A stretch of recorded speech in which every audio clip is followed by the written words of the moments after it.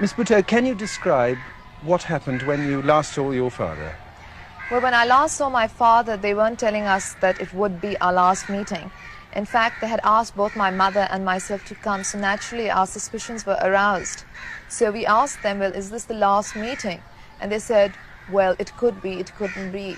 And I said, what do you mean, it could be or it couldn't be? It either is or it isn't. Well, receiving rather vague answers, I decided to say I was sick and I could not go. This was on April 2nd.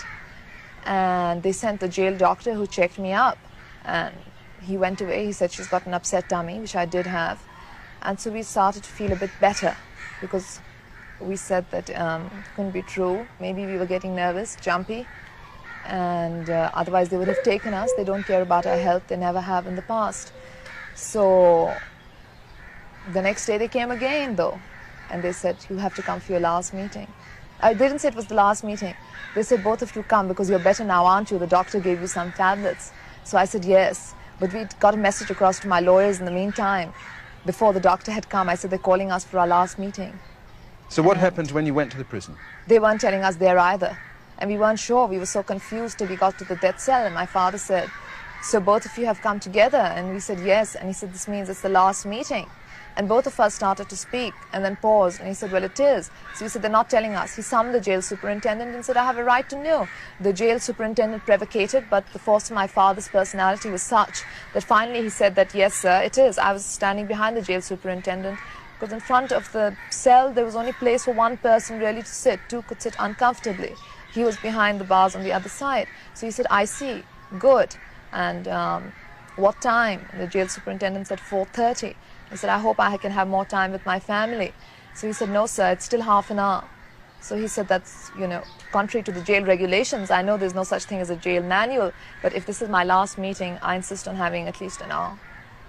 And so then we sat there, and it was horrible. Now when I look back on it, my father was very calm. And he talked of family matters. He talked of party matters.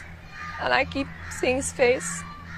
They asked at the end of the meeting, I said that I'd like to hug my father goodbye. He'd been the president, the prime minister. He'd brought them back from the camps of India. They wouldn't even open the cell doors for me to kiss him goodbye. And then we just went back and started the countdown to death. Nobody else knew, nobody else was aware. He didn't even keep a book with him. I'd taken some books with me. He had no paper and pencil. They'd taken that away a week ago. I said, please keep something, you'll have something to read. And he said, no, I have my thoughts. My thoughts will keep me till the time comes. And he wanted to keep Shalimar. It's a perfume by Guerlain, which he'd always worn. And he said, I want to keep some of that. And we had it with us. We gave it to him. And he said that I'll go out looking clean and I'll be smelling nice because it's a beautiful world, it's a beautiful earth, and I'll be part of the land and I'll be part of its myth, its legend, and I'll go back home to my people, go back where I belong. It was just that he was so calm, and I don't know how he must have been feeling. I'm sorry to remind you about this.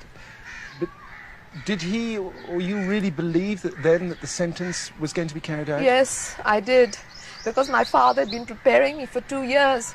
He kept saying they were going to kill him, but nobody believed it.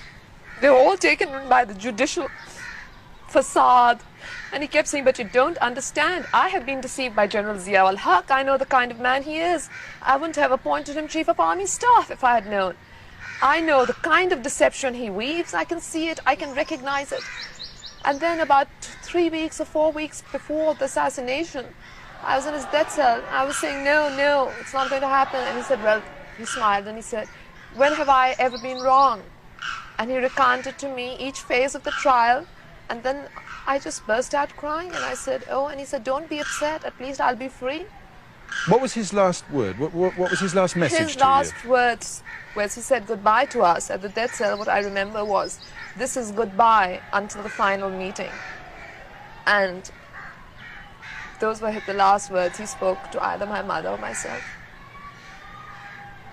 How were you officially informed of his death? How did you learn of it? By the radio.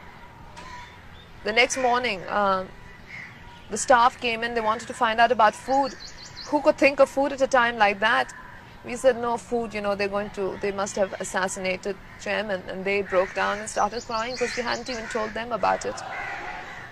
They went out and started crying, and we waited and waited till it was announced on the radio. And what happened then? And then we just sat there. There was nothing to do but sit. That wasn't so bad. It was the waiting before, when you said 8 hours, 7 hours, 6 hours. You kept thinking, what is he doing? That was the horrible part. Then at 2 o'clock, we couldn't bear it anymore. We didn't know they would assassinate him at 2. We'd been told 4:30. And we expected them to take us with the body because we made a request to that effect. So we said, let's go to bed. We need a couple of hours of sleep. Both my mother and I woke up. She woke up at 4:20, I woke up at 4:30. And we stayed up after that. But it wasn't so bad as before. The last hours, countdown. I never knew I'd be so involved in a countdown to life. And he was so brilliant.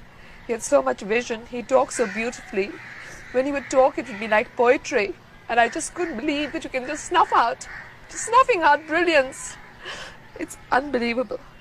YouTube पर Google news देखने के लिए youtube.com की search bar में Google news TV type करें। Google news के page पर सुर्ख रंग के सब्सक्रिप्शन वाले बटन पर क्लिक करना ना भूलिए। YouTube पेज पर अपलोड होने वाली वीडियोस से बाखबर रहने के लिए बेल आइकन पर क्लिक कीजिए। आपको हर नई वीडियो के बारे में नोटिफिकेशन मौसूल हो जाएगा।